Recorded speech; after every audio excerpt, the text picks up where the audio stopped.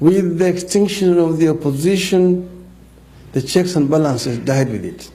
So the institution of the presidency came to emasculate all other institutions of democracy.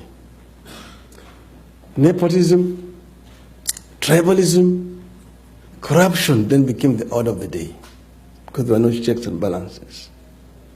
So the Africans had therefore to go back to the trenches to fight for what has been called the second liberation of Africa.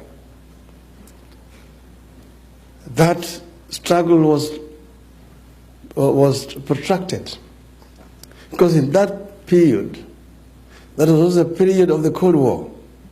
So it was not only after the fall of the Berlin Wall that the wind of change that blew in Eastern Europe also began to blow on the African continent. Let us forget the past. Let us not continue to live in the past and blame colonialism for our underdevelopment.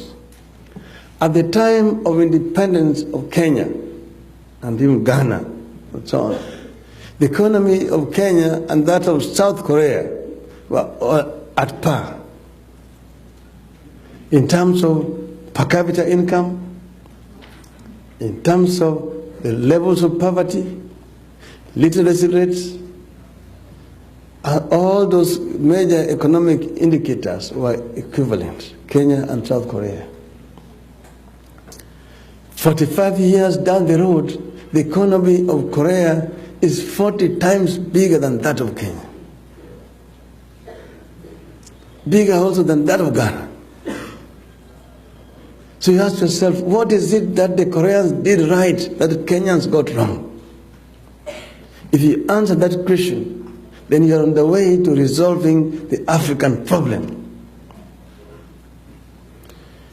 The Koreans and countries that have taken off are able to mobilize their human and natural resources for faster socio-economic development. And that is where we must begin as Africans. That Africa is the richest continent in terms of resources, is also the poorest. That is a paradox in kind. Why? Because Africa's resources have been plundered and used to develop other countries. Africa has continued to depend on aid.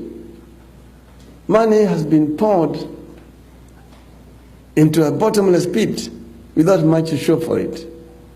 Most of that money has found its way back to where it came from.